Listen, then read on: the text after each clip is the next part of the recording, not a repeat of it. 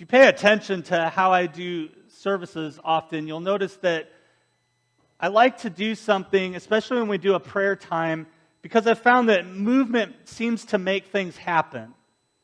I like to say sometimes that if we're praying for one another in the room, I like to say something like, as an act of faith, lift your hands to the air, or as an act of faith, step out into the aisleway. Or sometimes if we weren't being a little bit more concerned about COVID, I'd be like, as an act of faith, come down to the front and have somebody pray with you. But there's something about that movement that seems to lead to a miracle of God doing something, because to me, I find that it releases me from just being in that moment, confined in that place in my thoughts and my concerns, that movement somehow just redirects my thoughts, and now my thoughts are not on me, they're on God. Because I found that there's just something about movement that makes things happen. Because faith should lead me to action. Yet if I'm not careful, sometimes I'll erect barricades that seem to get in the way.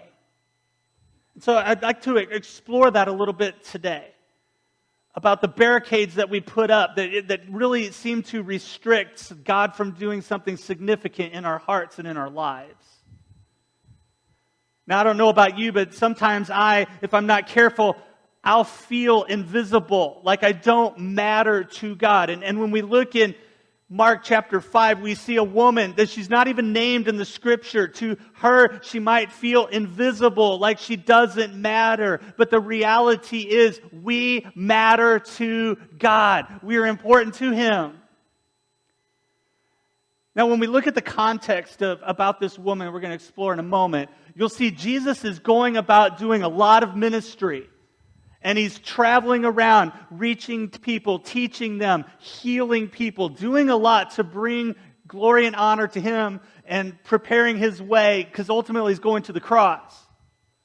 But as He's going around ministering, a lot is going on. He's ministering to people, and at some point He leaves a community, goes to the other side of a lake, and He just to show up to an individual there that is possessed by a whole bunch of demons, and He goes just to rescue that one guy, gets in the boat, and goes across the lake to the other side, gets to the other side, and people find out Jesus is there, and a crowd forms. In that crowd is one individual named Jairus, and he's a religious leader, one of the synagogue leaders of one of the local churches in essence, and he comes up to Jesus, and he's got a significant need, because he's like, Jesus, my little girl is dying. She has hours left to live. Can you please go with me to minister to her? And I get that as a dad, as a parent. If my child was close to death and I didn't have options, I would do anything I could. And so I would be like, okay, Jesus, let's go. We have to get to my daughter. You have to do something. You are the only one that can move in this situation.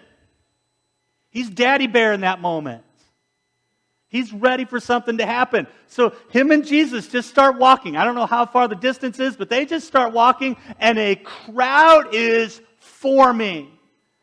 Now for that dad, can you imagine the frustration in that moment? Because it's not easy to move through a crowd.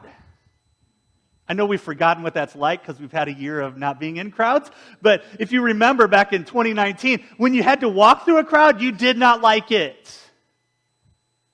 You don't. I mean, how many times have you even driven to a restaurant and you see a line of 3 cars in the drive-thru and you're like, I ain't going through that crowd. I'll go next door to the restaurant that's really bad, but I can get through the line fast. But here it is, he's walking through that, and they're going. Here's Jesus with a man that's influential, that has status. And then on the opposite end of the spectrum, you have a woman there, an unnamed woman, an outcast, secretly seeking help. And Jesus intervenes. Watch this, Mark chapter 5, verse 24. And a great crowd followed him and thronged about him. And there was a woman who had a discharge of blood for 12 years, and who had suffered much under many physicians, and spent all that she had, and was no better, but rather grew worse. She had heard reports about Jesus. I mean, word's getting around town. Jesus is coming. And I can only imagine what the murmurings are, the murmuring in that crowd is. Jesus is coming. Miracles are happening. People's lives are just being changed. We heard he was just on the other side of the lake, and that weird guy that's over there that's crazy, he was set free. And they're just telling all the different stories. And somehow it gets to this woman. And she hears that. And here it is, she spent 12 years struggling with some kind of infection, some kind of disease, something that is tearing up her female reproductive system, causing there to be blood. She's done everything that she could. She's gone to all the doctors, she tried all the medicines, all the procedures, every bit of money that she has, she's spent on trying to solve the problem. And the only thing that she's got at the end is she's broke and getting sicker and probably close to death as well. And here it is, she is tore up, sick, and dying. On top of that, she's in a religious system that had rules on everything.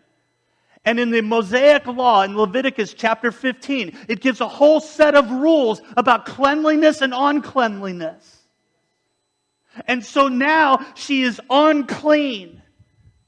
And so by her culture, she has to be put aside until she can be in a status of being clean.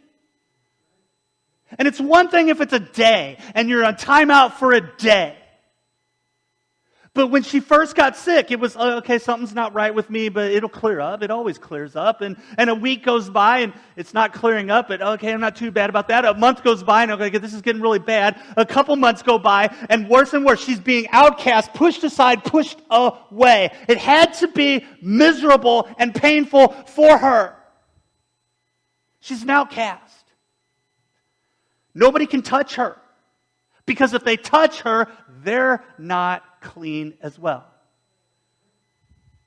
Horrible place. She's alone. She's broke. She's dying.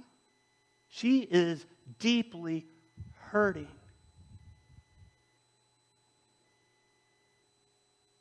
But the great thing is that Jesus' power transcends human ability. His power transcends our limitations or our even knowledge of the human body.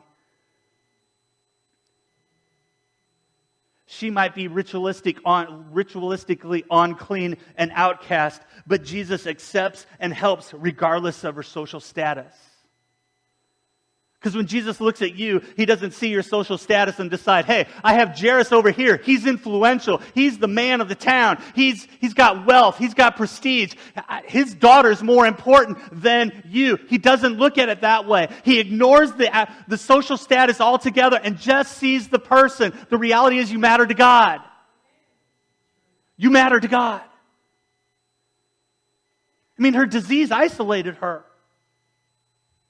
She's outcast from people. She cannot go to the temple. She can't go to church. She can't be at the house of God. She can't be with other believers worshiping and seeking God. She's alone. She's hurting. But she's not ignored by Jesus. Can you imagine how she felt at night when she laid her head down on the pillow? Why am I sick? Why won't this go away? Why can't I even feel the embrace of another person, the touch of another person? Why can't I feel the love of them? I've done everything I can. I've spent every bit of my money. I've gone to every single doctor. I've done all of that and nothing. Have I sinned? Am I being judged? Because other people are probably looking at her and being like, oh, she's just got some kind of sin that she's refusing to repent about, and God's just judging her. She's there broken.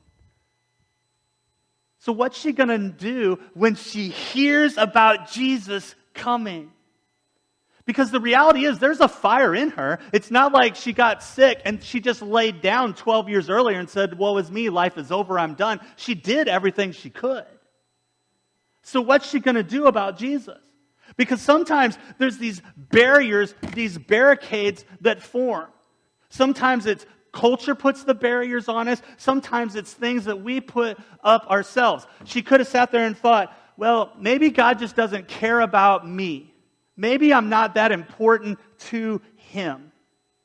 Or maybe God doesn't really pay attention to what's going on. Maybe it's just these agnostic thoughts of, maybe God's out there, but He can't really be known and touched. Or maybe she's feeling, well, God just doesn't love me. I don't matter to Him. There are just all these different barriers that go up. Different things like, I'm going to put a barrier up because I believe the negative words that the doctors tell me there's no hope. There's nothing we can do for you. You're just going to die. Or maybe their friends are the same way. Oh, you've really blown it. God's mad about you. They're just taking the negative advice, so it puts up a barrier, a wall. Or maybe it's just this feeling of, I'm just not welcomed here. I'm just not welcomed around God. I'm sinful. I'm broken. I'm unclean. Or maybe she's having a pity party. Woe is me. Life is horrible. I'm insignificant. I don't matter to God. Woe is me. Or maybe it's, I just give up. I prayed. I tried. God didn't do anything. I'm out.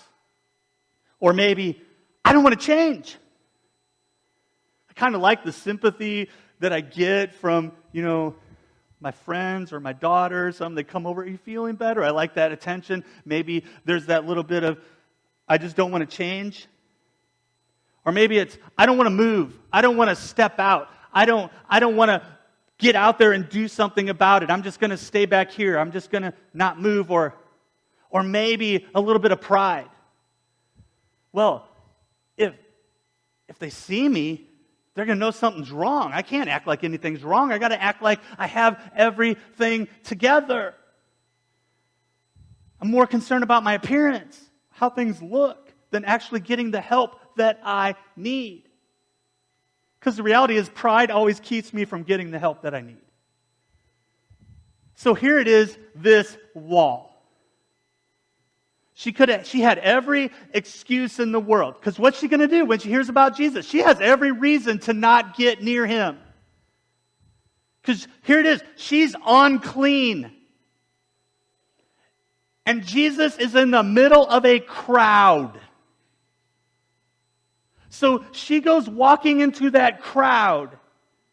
And if Jesus doesn't do anything significant, it's a big step of faith for her. Because if He doesn't do anything, she makes a lot of people unclean.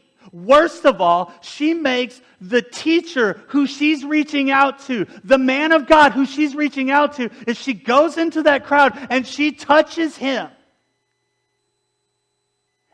and he realizes she's unclean, then he, according to Levitical law, is unclean until the end of the day, which in the Jewish clock meant the start of a new day.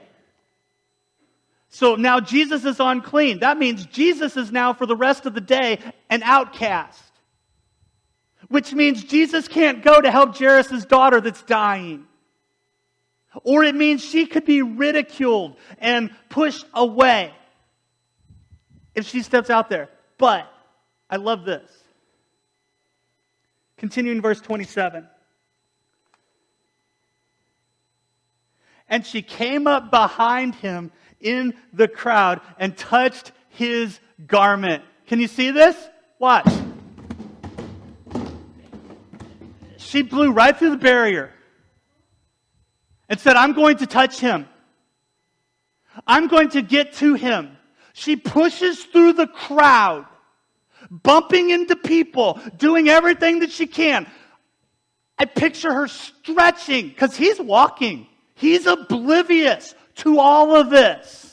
He's just walking on a mission to get to Jairus' daughter. Probably has Jairus kind of pulling his arm a little bit, being like, let's go. Got to get to my daughter, let's go. Probably a little bit of that, pushing through the crowd pulling. And she pushes through all of that, reaches out, and I can see it just reaching out, and just with the tip of a finger hitting the edge, the fringe of his garment, maybe the tassels that they wore hanging on their robes, something, she touches it, hits it, and instantly is healed. Instantly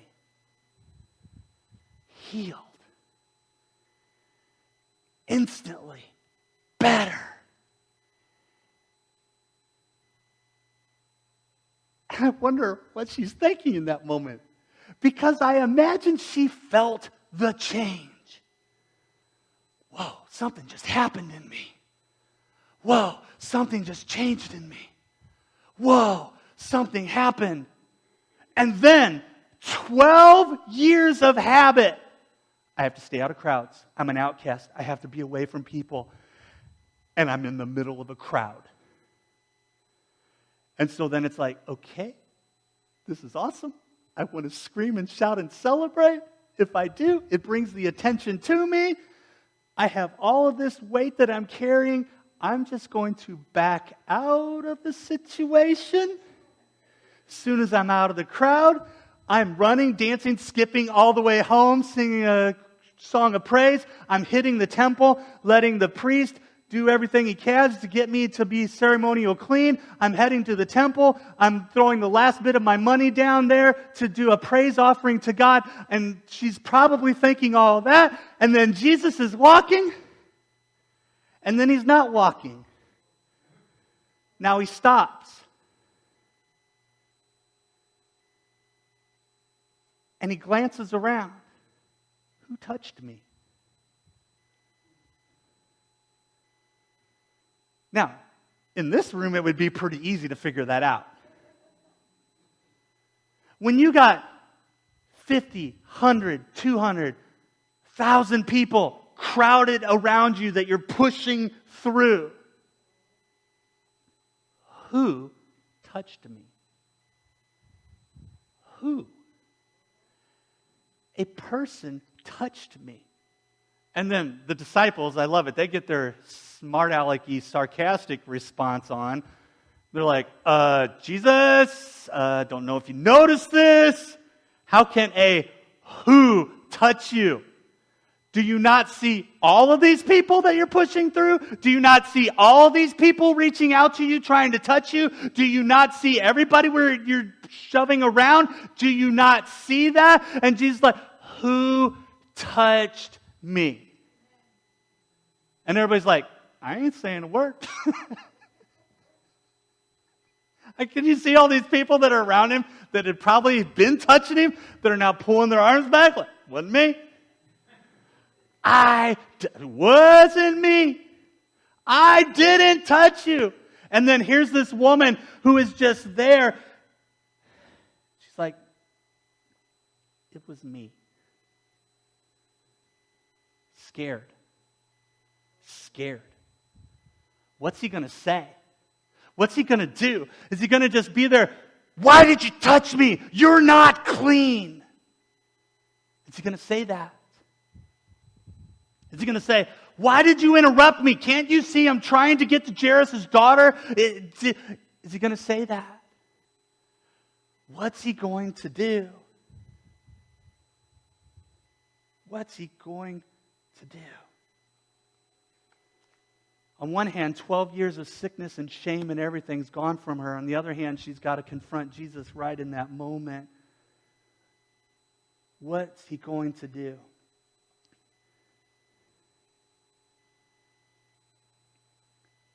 But she's just like, Jesus, I'm just going to tell you the whole truth. This is exactly what's going on. This is exactly what happened. I was at the end. I've been carrying this need for 12 years. I've been an outcast. I've been broken. I've been hurting. I've had nothing left. In fact, I felt my strength going. I didn't even know if I had days or weeks left to live. But I knew that when I heard about you, that you were the only one that could help me. And I had to be here. And I had to be close enough to at least touch you. If I couldn't get your attention, I was going to at least touch you because I knew you could help me. And in that moment, Jesus looks at her, and I suspect with the most compassionate, the most love that she has ever experienced in her life, and just looks at her and says, "Daughter."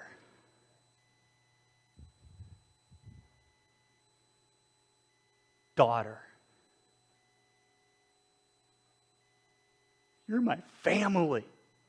I love you. You are special. He could have said woman. He could have said insignificant person. He could have said a lot of things, but he chooses daughter. Daughter. Or in the same hand, it could have been a boy. He would have said son. I mean, that's a very endearing, loving, close. You are my family. You are close. Come in here. Every soul, every life matters to God. It says to her, "Daughter, your faith has made you well. Go and in peace and be healed of your disease." Instead of rebuke, she gets a priestly blessing. Instead of getting pushed away, she gets a family greeting. She is pulled in tight. He wanted her to confess what had happened. Confession matters.